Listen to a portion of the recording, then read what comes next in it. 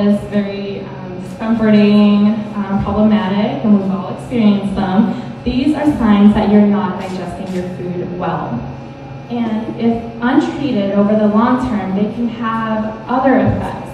Low energy levels, you have poor growth because you're not consuming your macronutrients, you're not having protein for lean body mass, you're not having carbohydrates for cognitive function, you have undesired weight loss, poor cognitive function, weakness, fatigue, and poor immune health. When food is not digested in the stomach, bits of it would pass through the small intestine and get into your colon. And in your colon, you have a ton of bacteria that would feed on this food. So they would produce carbon dioxide and short-chain fatty acids, and these could cause cramping and discomfort. If you're also lacking digestive enzymes in your stomach, you can have plant material sitting in your stomach over a long period of time, and this could actually cause a lot of bloating, cramping, discomfort. Poor immune health is an especially interesting one to me because when food passes through your small intestine, they're not absorbed, they get into your colon, they can actually cause rips and tears in your small intestine and your colon, and because of the bacteria-rich environment, this actually creates an entryway for this bacteria to go directly into your bloodstream. And on top of that, you have poor micronutrient intake, so you have a weakened immune response that cannot fight off the bacteria. Okay. So there are many causes of indigestion.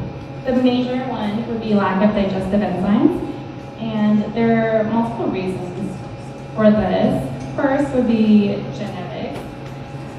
An example of this is lactose intolerance. So Asians are actually more prone to lactose intolerance. We cannot digest lactose, and we're lacking the enzyme lactase. Another interesting one is lifestyle.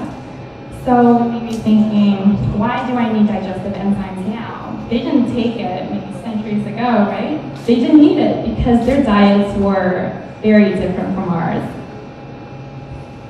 Increased fruit and vegetable intake would be one. Back then, they probably had a lot of raw fruits and vegetables, and those naturally contain enzymes that help you digest that particular fruit or vegetable. So when you're consuming it with carbohydrates, meat, you're actually supplementing digestive enzymes, and you don't even know about it. Another one would be increased intake of highly processed foods. Our bodies are not meant to produce enough digestive enzymes to help you digest these foods. So if you eat more high fatty, high sugar, highly processed foods, your body is lacking that ability to digest it. And lastly, increasing age. Unfortunately, as we age, our bodies become less confident, less efficient at producing stomach acid, and our pancreas is less efficient at producing the digestive enzymes that we need. But not to worry, we have digestive enzymes. Digestive enzyme supplementation can decrease the symptoms of indigestion. It helps break down food in the stomach and in the small intestine. You see the effects immediately, and it increases the bioavailability of all nutrients that you eat.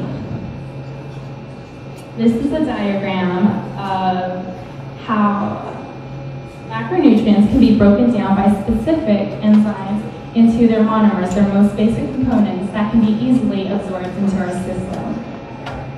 Notice here that there are only enzymes that break down the macronutrients and not the micronutrients. However, digestive enzymes can help you absorb micronutrients. And how does this happen? Say you're eating a carrot for vitamin A. It's good for your eyes, right? You take it, but you don't absorb the vitamin A because you're not creating enough digestive juices. You don't have enough amylase to break down the carbohydrate matrix that's surrounding that micronutrient. So this would go right through your system, reach the colon, cause a lot of bloating, cramping, and gas, and you're not getting the benefits of that vitamin. So you need to supplement amylase to break down that matrix and release those micronutrients that are contained within it.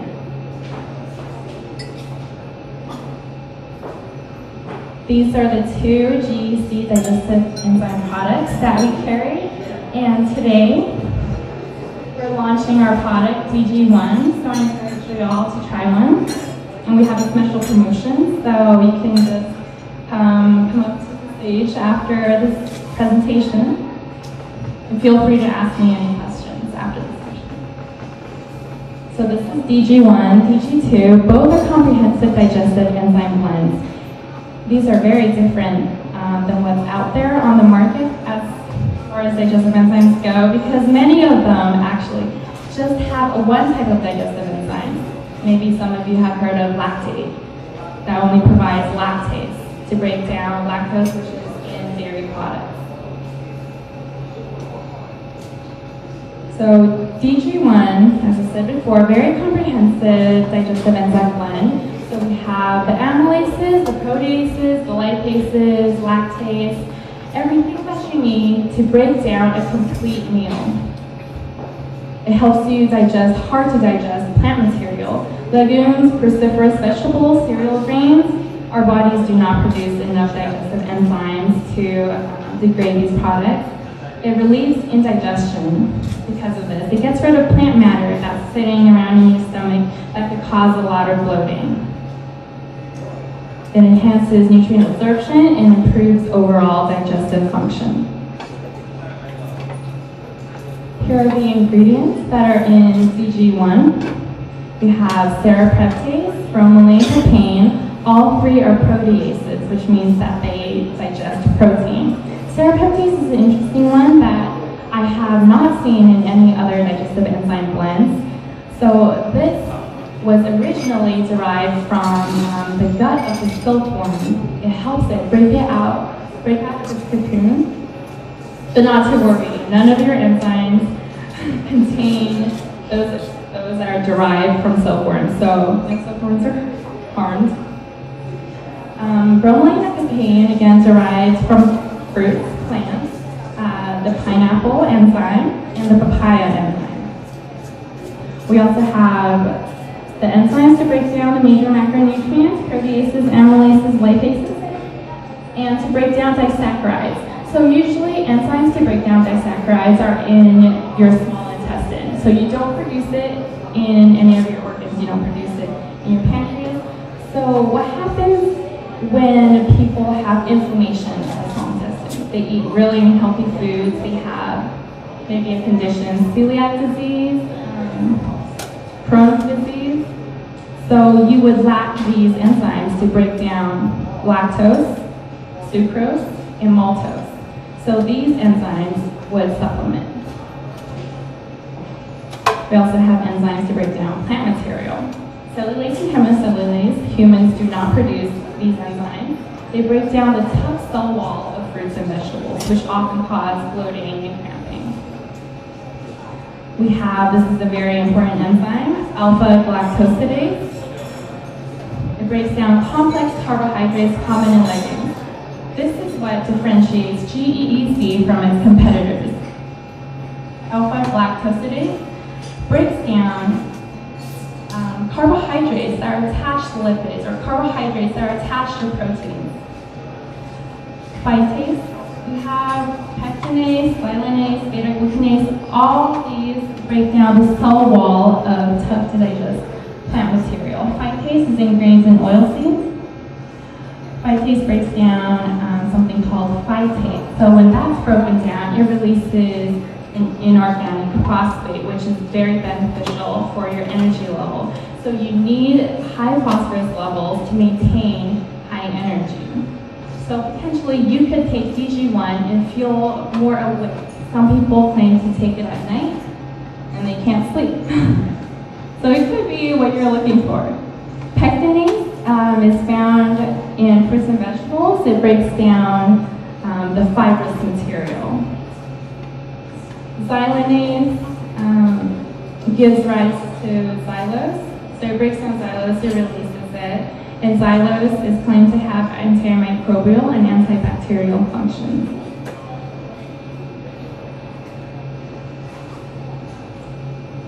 Okay, this chart shows GEC side-by-side comparison with a competitor X brand. We have similar product claims, product functions, comprehensive digestive enzyme blend to help with overall digestive function. But if you take a look at the ingredient list, they are actually quite different. For one, we have all the enzymes that are contained in our X brand, our competitors. And in addition, we have alpha-galactosidase, we have serrapeptase for protein, we have hemicellulases, which humans are incapable of producing, and we have papain.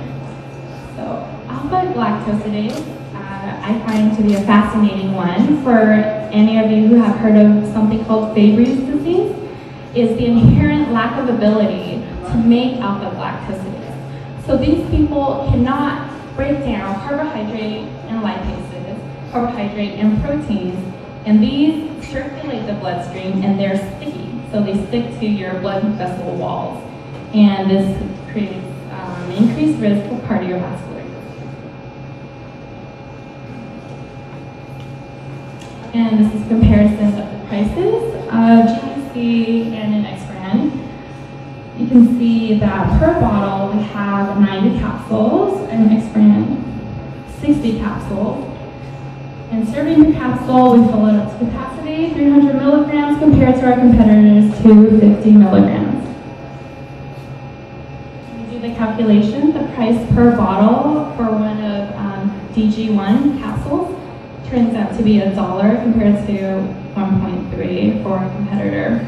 So GUC's DG1 is clearly the economical choice.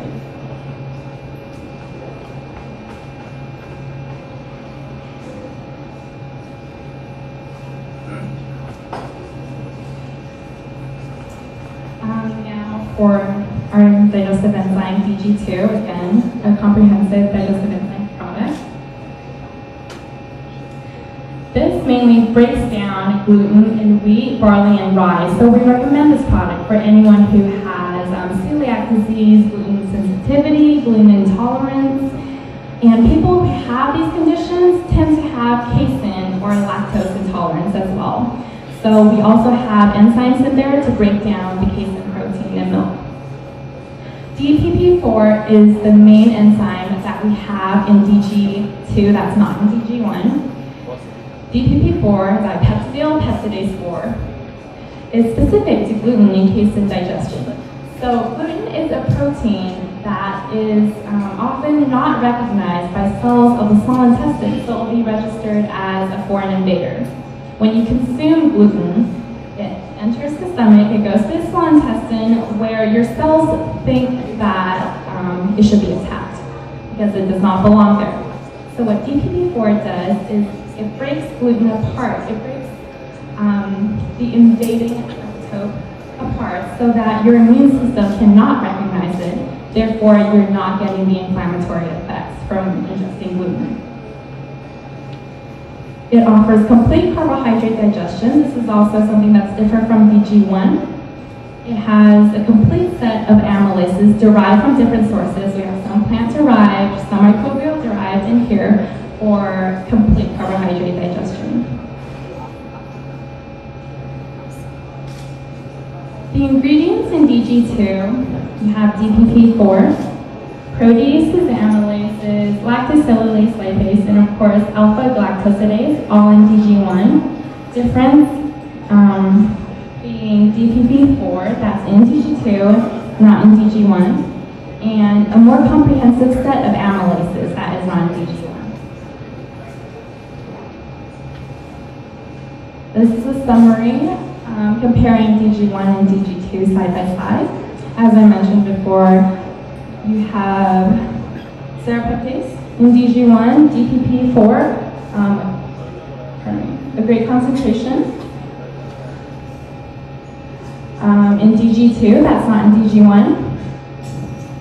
And more amylase, that's in DG2 and not in DG1. DG1 is recommended to be an overall digestive health formula. So anyone can benefit from taking this of all ages, especially those who are a little bit older and their bodies cannot produce enough digestive enzymes to help them. And DG2 is more targeted towards those who have specific intolerances, such as celiac disease, gluten intolerance, or casein intolerance. Okay, now I'm going to do a demo, and this will show the digestive ability of DG1. I don't know if you can all see this, but basically this is oatmeal with a little bit of water. It's very, very tough right now. I can barely dig my spoon into this.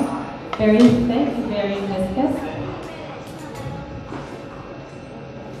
So this shows food that you just chewed up and it's in your stomach. It's just sitting in your stomach, very hard to digest. Digestive enzymes are meant to be taken with food, obviously, because it helps you digest your food. It's meant to be taken with a cup of water to help solubilize these enzymes. So right now, I'm going to take 3 capsules of DG1, open up the capsules, and put the powder straight